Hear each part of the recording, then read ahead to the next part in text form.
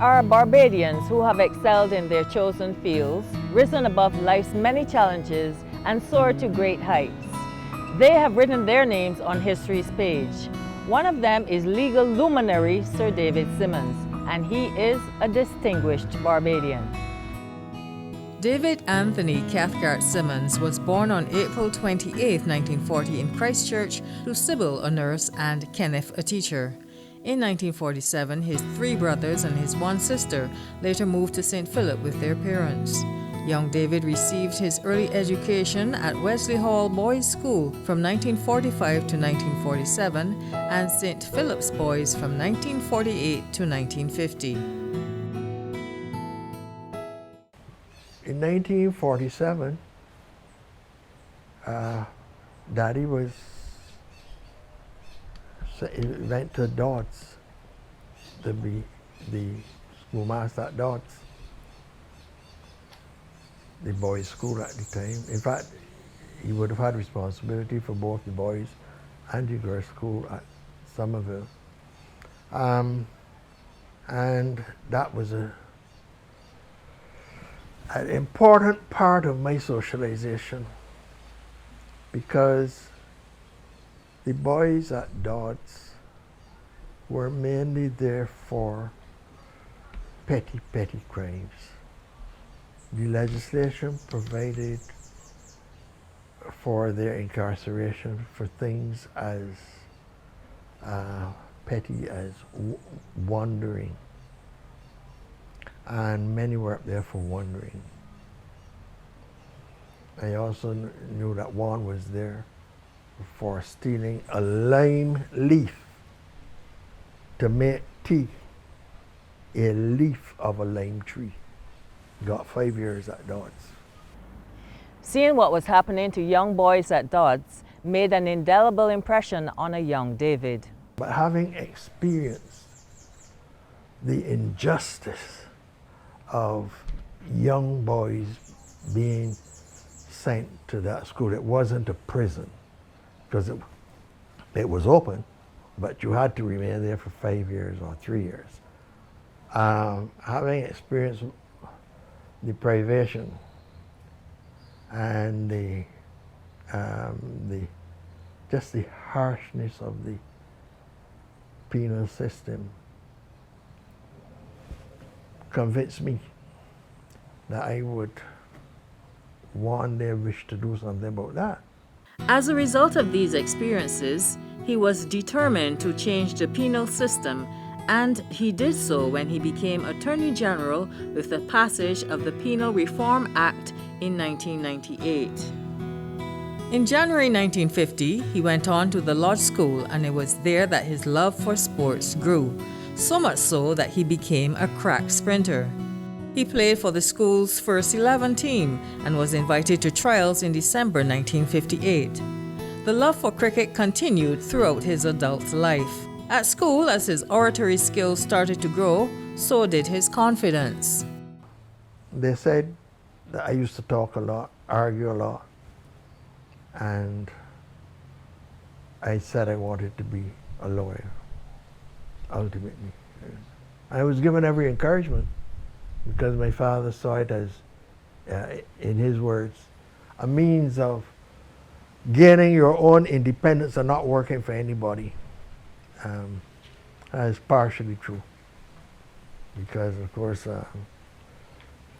you were still subject to appearing in court and being disciplined by a judge. My father was a strong supporter of the Labour Party. One of his best friends was Sir Hugh Springer, and he used to write letters to the press. Bobby Morris tells me that he has seen letters by my father in the archives. I've never seen them myself, gone and look for them, but he was in the early movement of the Progressive League and the Labour Party. And then, of course, in 1951, we were actually living at Dodds, and the votes for the 1951 election were counted in the recreation room at Dodds. and we only had rediffusion in those days. And we heard the results coming in. There was a lot of noise and cheering. And even though I was 11, it was explained to me that that was the first time that men and women in Barbados could vote freely without there being any question of income qualification or land qualification to give you a right to vote. And that was a momentous occasion. I remember the night. I remember the excitement. His interest in politics peaked.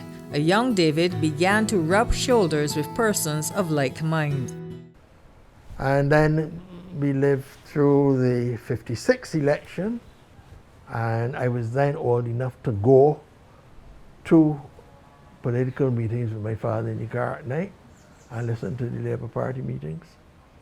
At school, there were two streams developing at Lodge School in those days. Mr. Errol Barra had left the Labour Party by 56, and there were a number of Lodge boys, particularly in the sixth form, who were supporters of him. And on the staff was Mr. Fab Hoyes, later Sir Alexander Hoyes, the historian, who was a strong Labourite. And of course, you know, he's written books about Sir Grantley and one about Tom. And he used to talk to some of us, and some of us were persuaded to throw a lot with the Labour Party at some time. And then it happened in 1957 that the Labour Party had a League of Young Socialists, they still do, and Fab was instrumental in my joining and others. And I went to meetings at 111 Roebuck Street in the evening, and there was Don Blackman, Billy Miller, and Louis Tell, as I remember it. And we were taught about socialism, democratic socialism, by Ronald Mack, Gilmore Rochford, and Owen T. Alder. So I had a grounding in political philosophy very early. His passion for law now firmly cemented, he decided to pursue the subject at the London School of Economics and was accepted. I went in 1960. I went to LSE. LSE was certainly the most cosmopolitan university in England. And it didn't have any issues of color there. In the wider society, of course, you weren't far from racial discrimination in seeking to get accommodation, for example, finding somewhere to live. Although part of my first year, I lived in a British Council hostel at Queen's Gardens off the Bayswater Road, where everything was organized for me. But I couldn't take the regime for long. I broke the rules and left. As a black man in a strange land, he came across persons of different persuasions, but one incident left a sobering impression that served to be a wake-up call.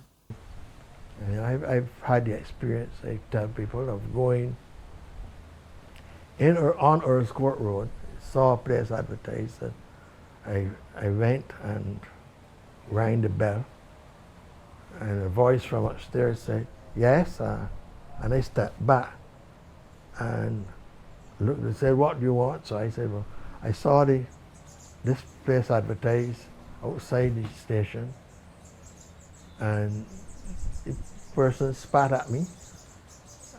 I stepped back and went along about my business. Called on the phone, and once somebody asked me, why, when I said I was black, I said, "Well, you know, there are differences, you know. Some of you are, some of you are, I say, madam, don't go any further. I am hopelessly black. And that was that. It was while he was at the West Indian Student Center in London that he came across a rather statuesque young lady who was also studying law at the time. Oh dear, oh dear. Yeah, I'm going to tell you the truth. My good friend, the late Fred Gollop, was at the Inns of Court with Marie. She was doing law at Middle Temple. And Fred said to me, because we used to share a flat, man, I met this Jamaican girl. She little taller than me. I think she would be your height. So I said, he said, man, you would like her. I said, all right, well, organize me then. Marie later became this country's first female Supreme Court judge in 1992. They were married on July 30th, 1966 in England, and their union produced 2 children, a son Gavin and daughter Lynn Marie. Sir David's love for sports included horse racing, and upon his return to Barbados, he became an owner of horses and a steward at the Barbados Turf Club. One of his successful horses was Pico Tenerife. But there was much more on the horizon to his life. The call to enter the political arena was now becoming increasingly louder. Following his studies in London, he was the first Barbadian to be awarded a Master of Laws LLM in 1965 from the University of London and was called to the bar at Lincoln's Inn. He returned home in 1970 and another door opened for him as he was welcomed into the chambers of eminent attorney Henry Ford, now Sir Henry. When I came back in 1970, he had a place for me in his chambers. I tell people that a lot of what I know about the practice of law, I gained from Henry, and to a lesser extent Bree St. John, but mainly Henry. Henry was so careful, so thorough, so erudite, with a flair for research, and I learned how to research and research thoroughly if you had a case. And as I say, most of what I know, I can give him credit for. We had a very good relationship, never a day's quarrel. He was elevated to Queen's Counsel in 1984, and he later established Equitas Chambers in 1987. But as fate would have it, politics beckoned, and the rest, as they say, is history.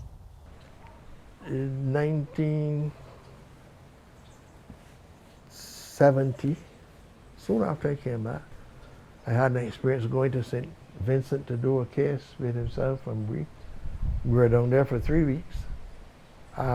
We won the case, but I learned a lot. And at that time, Bree was the leader of the party, and he said, an election is coming up, Simmons, man, you're going to come and run. I said, but Bree, I've only been back a year. He said, man, don't worry that. Man, come and run, man. You get some exposure, it will help you practice. I said, where am I going to run? He said, St. Philip North. Well, that was like breaking rocks for the BLP.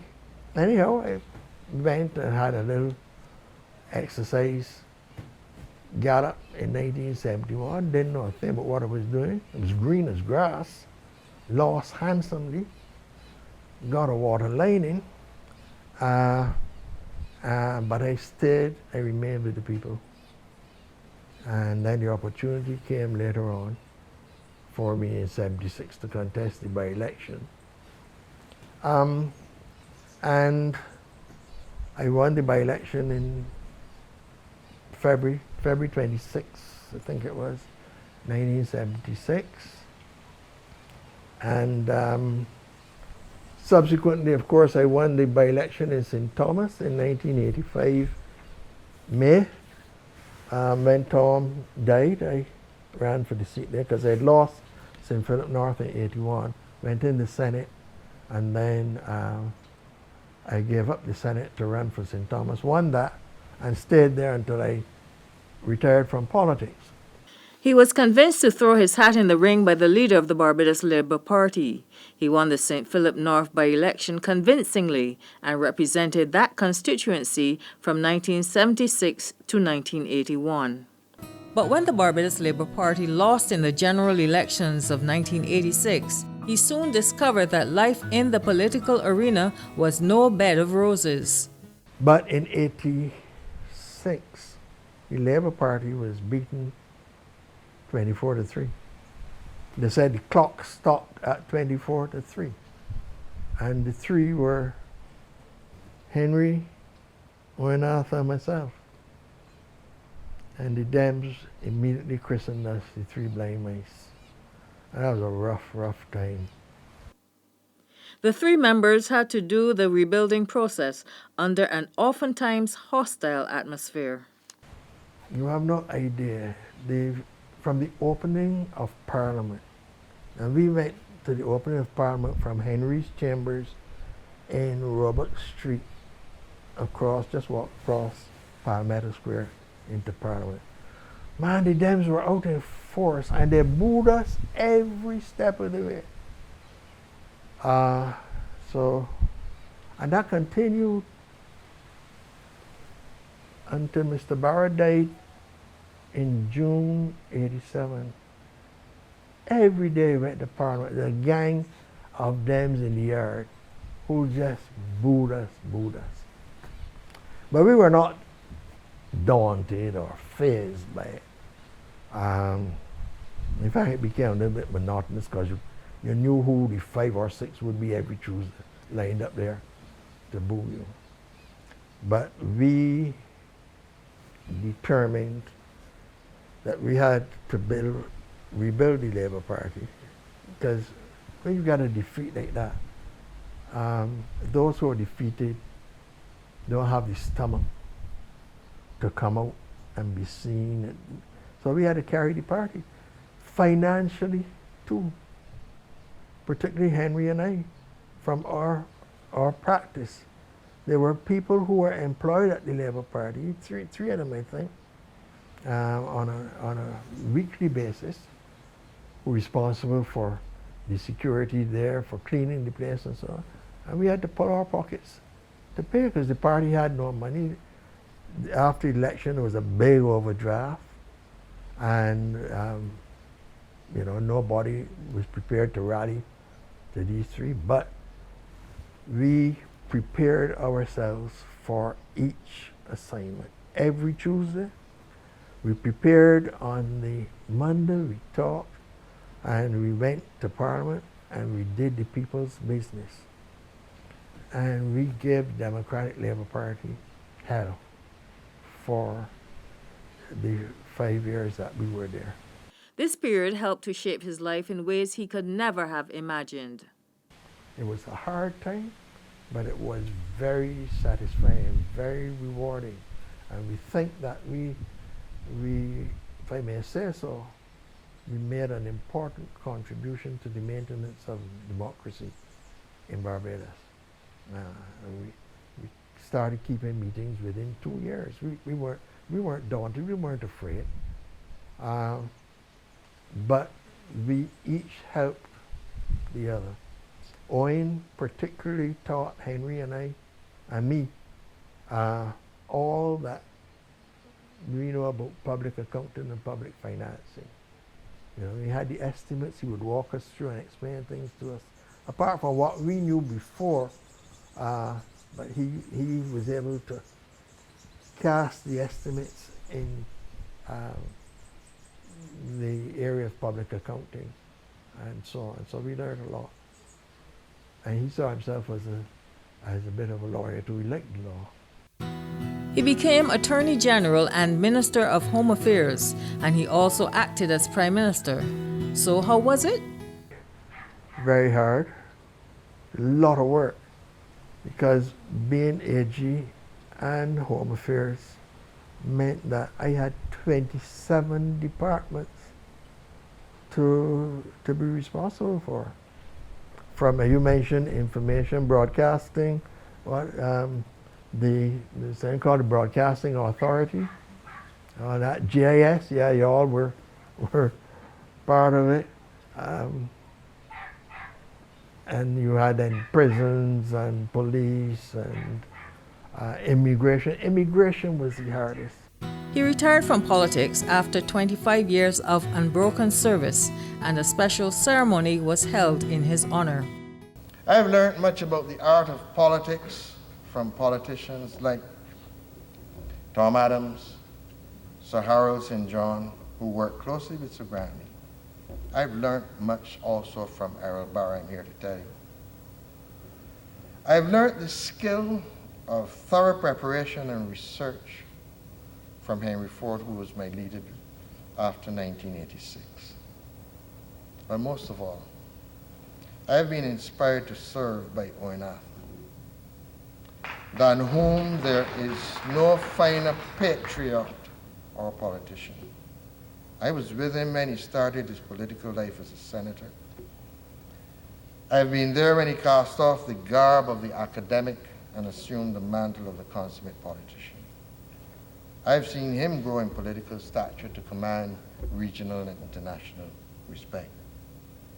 And I marvel how on Thursdays in cabinet, he infuses that cabinet room with intellectual energy. Following his retirement from politics after 25 years of unbroken service, in recognition of his outstanding achievement and meritorious service, Sir David received this nation's highest accolade on Barbados' 35th anniversary of independence in 2001.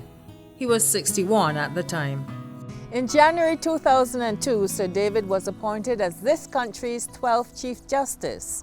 He was also instrumental in establishing the Caribbean Court of Justice. Sir David's extensive knowledge and expertise in law makes him widely sought after even today. He has chaired a number of commissions in the Caribbean. After I retired, I ceased. I retired on the 20th of April, my birthday, 2010. And out of a clear blue sky, a couple of weeks after, I got a phone call from the governor of the Cayman Islands. And it was Governor Taylor, who had been here before as High Commissioner. Britain's High Commissioner to Barbados, UK's High Commissioner. And he asked me if I would come and serve on the Judicial and Legal Service Commission of Cayman Islands, and I went, and I served there for, I think it was 5 years. And then the governor of the Turks and Caicos Islands called also, and they had had a bad experience with corruption and ministers involved in corruption. There was a commission of inquiry under Sir Robin Hall that reported and hinted very strongly that a large number of people should be prosecuted, from the Premier back down.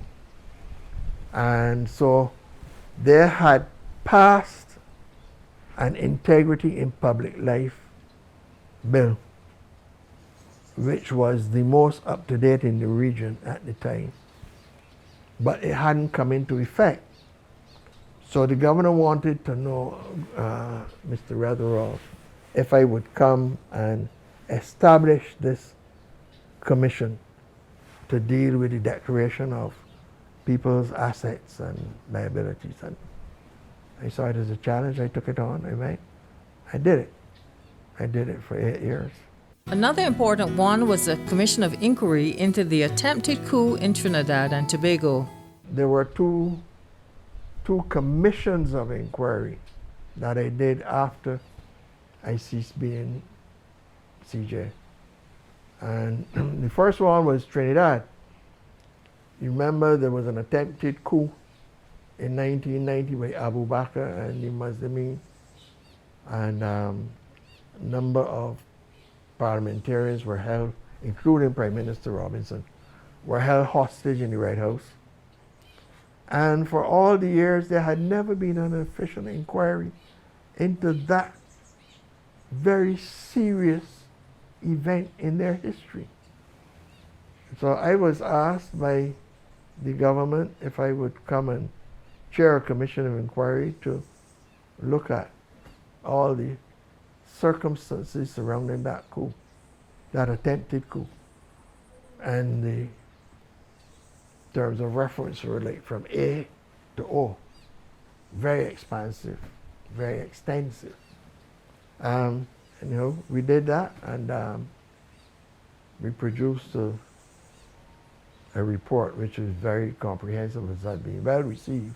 He also chaired the Commission of Inquiry into certain events in West Kingston, Jamaica, from October 2014 to June 2016. It was like a hero's welcome for Sir David.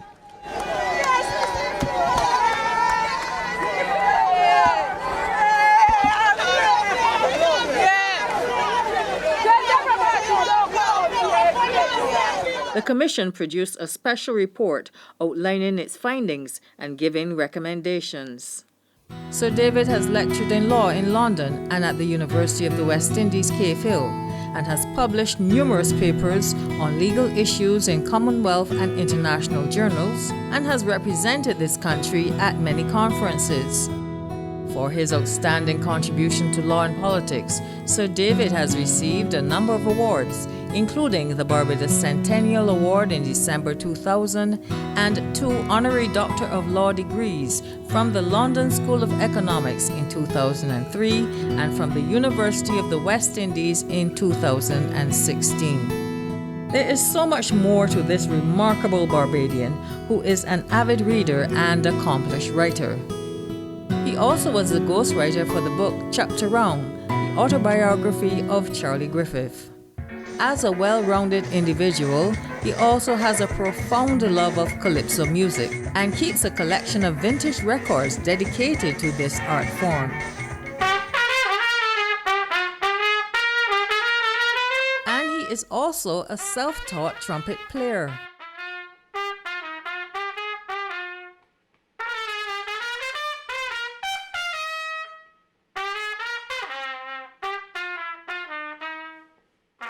So now that he has retired, has the pace of life slowed for him? We're working on a Freedom of Information with the Chief Parliamentary Council, because they also are doing something. We are trying to modernize the copyright legislation. That will soon be, I think, by about January next year. We should have that with the Chief Parliamentary Council. I have got drafts done already, and we're having a focus group examine those drafts to see if we can live with them. And there are going to be a number of things. The cybercrime legislation will be coming next year. That is important. In fact, cybercrime legislation is now being given a life of about 3 years, and then you amend again, because the technology is marching on at such a rate that the legislation can't keep up. Former politician, legal luminary, and retired Chief Justice Sir David Anthony Cathcart Simmons.